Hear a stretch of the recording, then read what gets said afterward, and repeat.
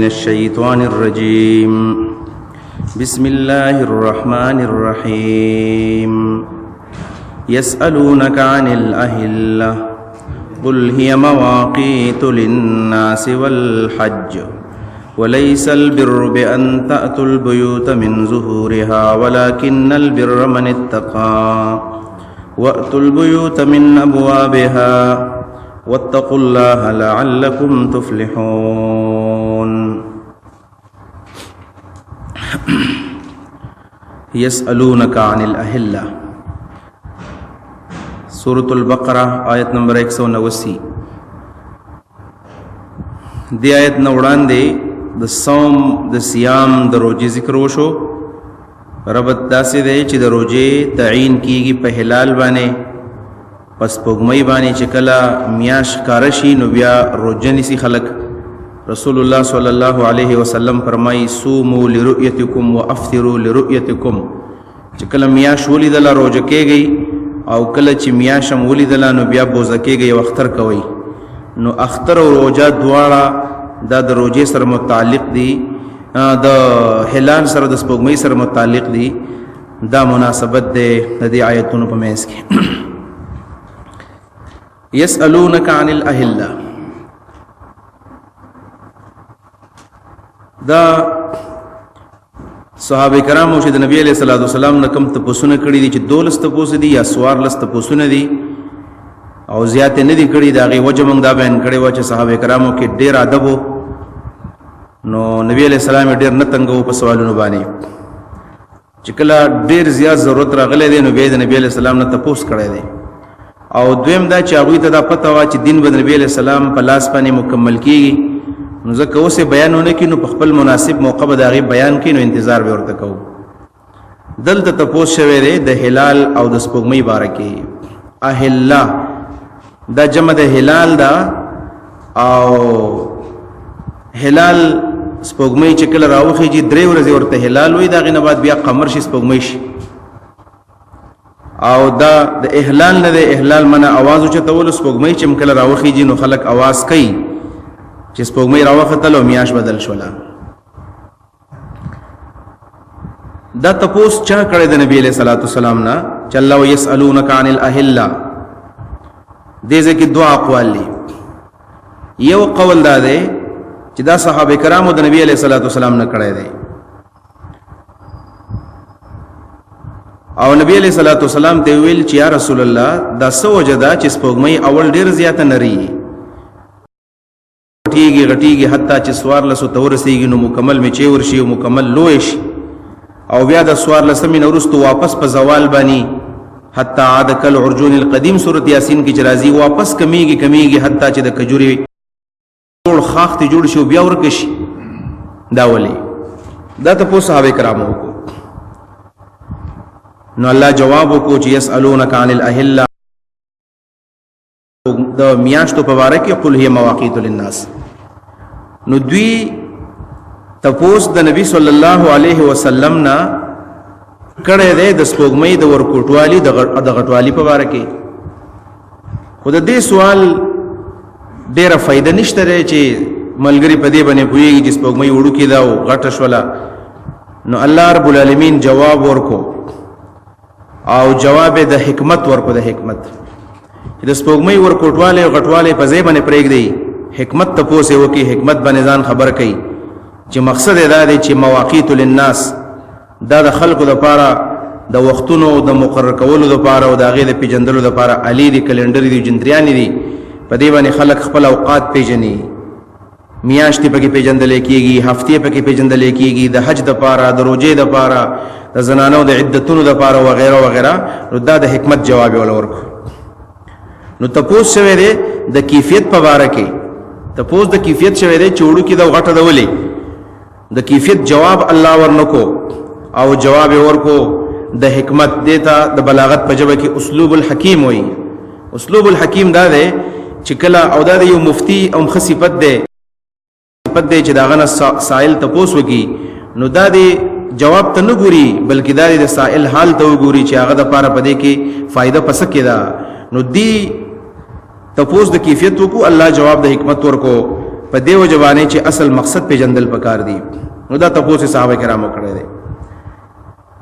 او صحابو کې دو صحابه دي، حضرت معاذ بن جبل رضی الله عنه او ثعلبه بن غنم رضی الله عنه. دا دو صحابه کرام دي رضی الله تعالی عنهما.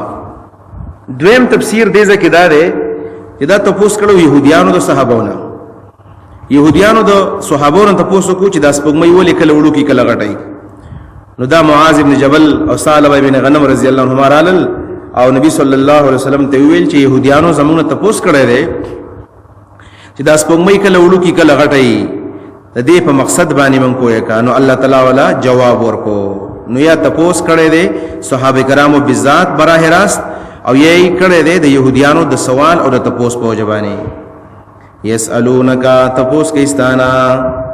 عن الاهلا د میاشتو په باره کې. قل ورته هي دا میاشتې مواقیت للناس، مقرر وختونه دي د خلکو د پاره. مواقیت جمع د میقات تا، د وخت د معلومولو د پاره الله او سبا. مواقیت للناس د وختونو د پیژندلو د پاره الی دي،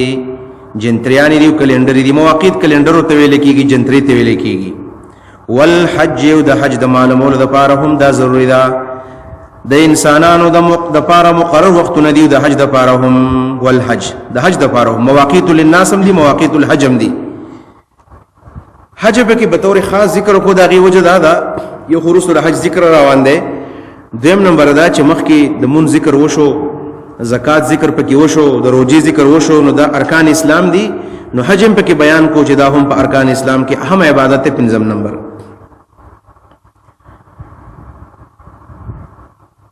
د وخت د پیجندلو لپاره علی یو نور دی او یو سپوږمۍ ده. یو ته قمری حساب یا بل ته شمسی حساب. شمسی حساب کم چې زمونږ د جنوري فروری ده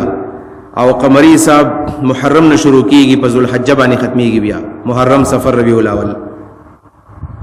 خو د مسلمانانو حساب چې کم دی نو هغه د قمری، اگر چې شمسی کې هم څه ګناه نشته، خو شمسی حساب خو د پخوانو شروع چونکې دا د عیسایانو نه دی. وجنه صحابه کرامو ځان د پاره قمری حساب بیا خوښ کو، قمری حساب. او بل دا چې د اسلام چې څومره احکام دي دا غي تعلق هم ټول د قمری حساب سره، د میاش سره، د سپوږمۍ سره دی. نو لہذا دا ضروری دی سړی پیژني. موږ د مسلمانانو کمزوري مدای چې موږ ته شمسی حساب تاریخ معلومي، خو د قمری حساب زمونږ نه بيخي صرف رمضان کې موږ ته پته لګي یا د غټ اختر او د حج په ورځو کې. نور دا پیژندل ضروری ده، د دین حصہ ده، په دې کې ډېر خیر هم دی. او بیا علماء لیکلي دي چې اصل کې قمری حساب او د شمسی حساب نه آسان دی. موږ ته ځکه ګران ښکار چې زمونږ سره تعلق او واسطه نشته. نور په شمسی حساب باندې سره په د موسمونو پته آسان باندې لګي. د موسمونو چې د ګرمۍ او د یخنۍ پته لګي چې د ګرمۍ میاشتې خلکو دا د اړ په شکل ورځې دي، او چې کله بیا جنوري فروری دی وای دا یخواله دی، وس جمع دی، د مارچ اپریل په وای 10 پر لې او دا بل منه دی. نو دا موسمونو ته په آسان معلومیږي. نور کوم چې مشران دي هغه بدا ورځي د دې حساب کتاب د دې ستورو د دې سپوږمۍ نه کوي چې سپوږمۍ دې تر اورسه د لدای حساب ډیر آسانو، چونکه موږ پرې خو د لحاظ موږ تګران شوی دی. لہذا دا د ول عبادت په تور باندې پکار دي، ځکه صحابه کرام ځان د پردا خپل کړي وا. وليس البر بأن تأتوا البيوت من ظهورها ولكن البر من اتقى وأتوا البيوت من أبوابها واتقوا الله لعلكم تفلحون. دا یو غلط رسم داغه اصلاح کوي او غلط رسم دا دی. امام حسن بصری رحمه الله فرمایي چې دا مشرکان بکلا د سفر نه واپس خپل کور ته کله راتلل، سفر له بلاړل واپس خپل کور ته راتلل، نو په هغه دروازه باندې مدار راتلل بلکې په بل دروازه راتلل.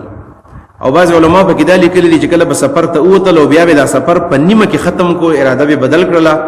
نو ول دا خو موږ سفر نه دی مکمل کړی، نو بیا به خپل کور ته راتلل، نو په خپل دروازه باندې راتلل،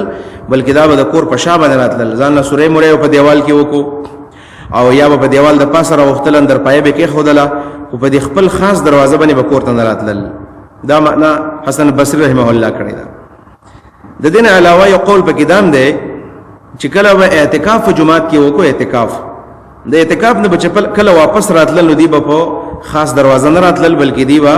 بیا ځان لا په دیوال کې سورې کو یا د دیوال په شا به راوختل. دریم قول په دې کې د اختر راغلی دی چې کله به د اختر د مانځنه واپس راتلل نو هم په دغه دروازه باندې راتلل بلکې د دیوال په شا باندې او د کوټو په شا باندې راتلل.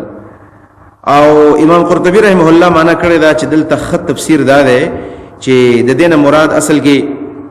د حج عمره ده چې د حج عمره نه وکړه د خلک واپس راتلل حج عمره نه نو دی بیا په دغه معروفه دروازه کوړه نه راتلل دا به ویل چې دا خو مونږ ګوره ګناګارو نو اوس چې مونږ په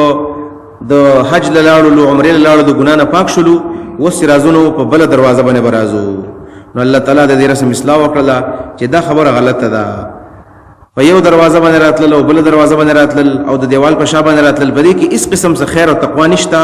اصل ثواب تقوا د الله نه ردلی اطاعت د الله د الله اطاعت د چې په خپل دروازه باندې راځه او د ګناه نه ځان بچ ساته دای معنا وليس البر او ندنی کی بیان تاتل بیوتا چتا سورہ د شاګانو دا غینا ولكن البر من اتقى لیکن نیکی د هغه چا چې د الله نو ویریدو یا تقوا د اطاعت په معنا باندې ولكن البر لیکن نیکی من دا هغه چا د اتقا چې د الله اطاعت وکړو واتل بیوت من ابوابها رازق خپل ګورون ترغه دروازونا واتقوا الله هذا الله نویریږي لعلکم تفلحون دې لپاره چې کامیاب شئ